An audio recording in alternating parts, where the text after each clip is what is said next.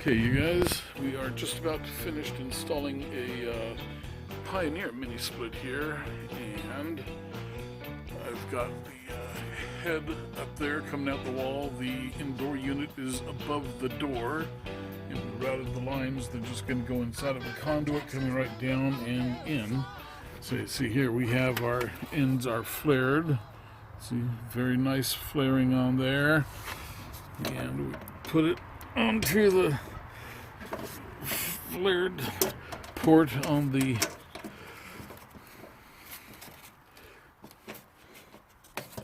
main unit.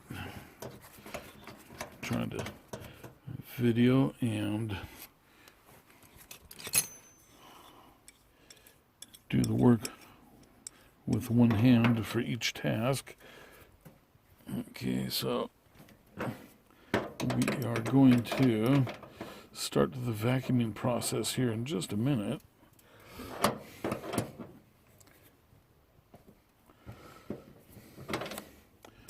Okay, I'll just double check that. Okay, that's good. Okay. So there is a connection up there where this line, we needed 84 inches going up the wall and connecting into the lines that come out from the wall head unit. Okay, so next thing we gotta do is run the wire into here, and so we're gonna have there's a red, a black, and a yellow or white in this case, and then the ground wire, and then we're going to hook the power up. That will be this wire, and it's going to go to line 1 and line 2, and the ground wire is going to hook in there too. So yeah, we're going to be busy with that. And there you see the wall connection over there. Where's the multi-screwdriver? Multi-screwdriver? Oh, I found it. Okay. Okay, so that will do it for now. We are going to start vacuuming the system down, so we pull off the nut there, and this is the low pressure side, so we're going to vacuum that down. Then when it holds a zero vacuum for a while, then we will crack open the high pressure line, take off this nut. There is a Allen wrench, Allen key screw inside of this valve. We back it out and you'll hear it whoosh out in there, and it will fill up this, and we open up this valve here, which will complete the circuit. And then once the system is pressurized, then we will remove the gauge that we have here. And as we remove it, some of the coolant will spray out, which is good, because if there's a vacuum, it will suck air in, but if there is coolant, refrigerant, then it's pressurized and it will blow out, and when it's blowing out, it means air cannot get back in, and air is your enemy. Okay, so here is the vacuum pump there, and if I can reach over here is the adapter valve, so that we can vacuum down the line. Okay, so there is the valve, and one of these is our adapter hose. So anyway, yeah, I believe the blue is going to connect up to here. The blue hose goes there, and that is a different size than what is on a an automotive air conditioning kit. It's a larger opening, and then we will connect it onto these here. Unscrew that. Okay, so let's see which we're going to do that. This is Yeah, this will go here.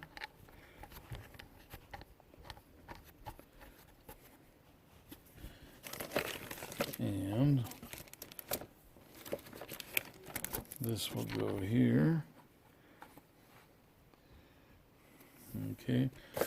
And then this will go onto the compressor. So let me put the camera down for a bit and I will do the compressor stuff. Get that set up and I'll show you that. Vacuumed it down for about an hour. This has been sitting for half an hour. And the gauge is at about 29, 28 minus, so it's holding a vacuum. I think maybe I will.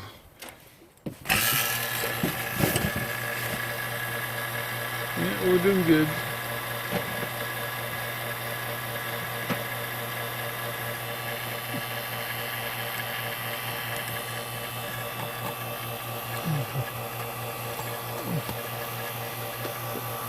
Vacuum it down for another couple of minutes just to make sure.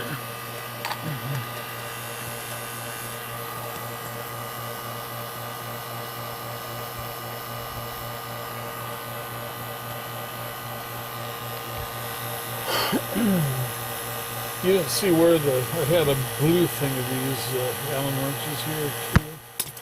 You didn't see those, did you? You didn't see those, did you?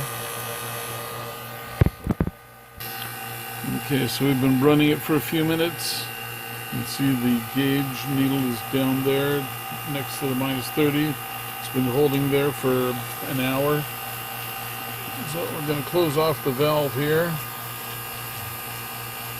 And that will allow us to measure the vacuum in here when we shut off the pump. And so the needle will not move, should not be moving.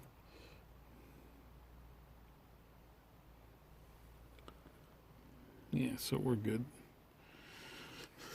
Then the next thing we're going to do is pull off these caps.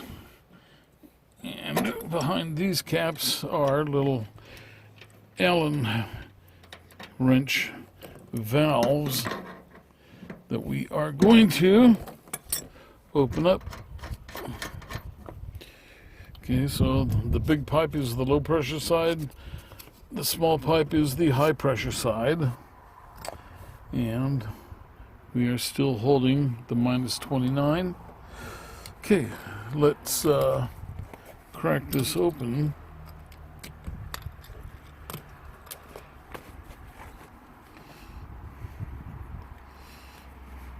See if I can find which Allen key it is.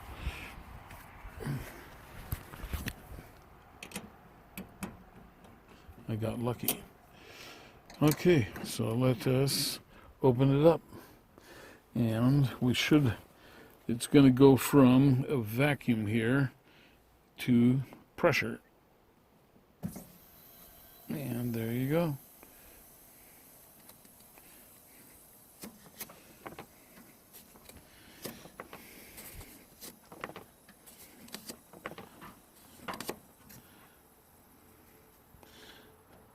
And that is our operating pressure inside there, 160 psi. Okay, you see it right up here. Then we're going to open up the low pressure valve.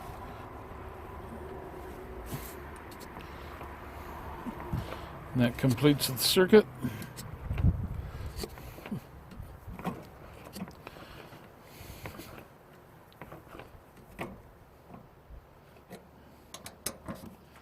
Okay, then we're going to remove the valve here, or the hose there, and it's going to bleed out, which is what you want, because if it's blowing out, air's not going in. And there you go. All done.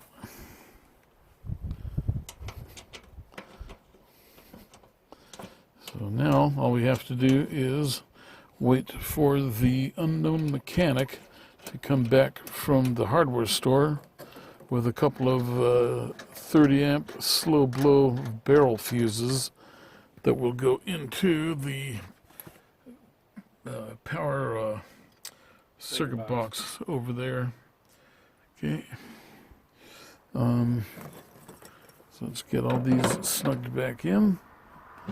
Snug, snug, and snugged.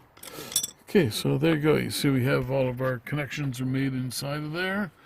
We've got our waterproof conduit here going over to the box, and we have our insulated refrigerant lines coming down and into the side of the house up there where the head in the unit is. Okay, so there you go. That is the quick and easy installation of a mini split unit. Fun and games. And again, this is made by Pioneer. Okay, so we have successfully got the Pioneer 12,000 BTU mini split to work, and it's working quite well. There's the head unit up there, set at 68 degrees in the automatic mode, and so that will just keep it at 68 degrees. If it gets too hot, it'll cool down. If it gets too cold, it'll warm up. So it's kind of a cool feature. Then out here, okay, so here is the unit. Fan is running, but these things are they are so quiet. I'm gonna have to put one of these on my house. I just really like this. And so here was the issue we had getting it to work. The wiring call out is different on this unit than it is on the head unit, so we just had to match up the pins to the head unit down here, and that way the same wires are going to the same pins, and now everything is working properly. Okay, so yeah, here is the condensate tube. No condensation coming out yet, but we have our cable here, 4-conductor cable here with the ground, and here's the high pressure send line and the large low pressure return line, and they go up the wall through a conduit, surface mounted into a head unit, and through the wall. And through the wall there is a sleeve, a 2.5-inch round tube sleeve that you put in there, and that keeps moisture from getting into the wall. Okay, so that is it. I'm going to put the covers back on, and we are done with this. There's our disconnect over there, and we are set. That concludes this just quick little mini split installation. Hope you enjoyed it. Hope you learned something about it. And we did mount it to the concrete portion of the foundation wall. We didn't want any vibration going through the wall causing noise for the tenants, and mission accomplished. It's very, very quiet. Okay, thanks for watching. Hope you enjoyed it. Hope you got some good information. Don't forget to click like, subscribe if you want to keep getting more how-to videos, travel videos, camping videos, cooking videos. We got it all here. Thanks for watching. See you on the next video.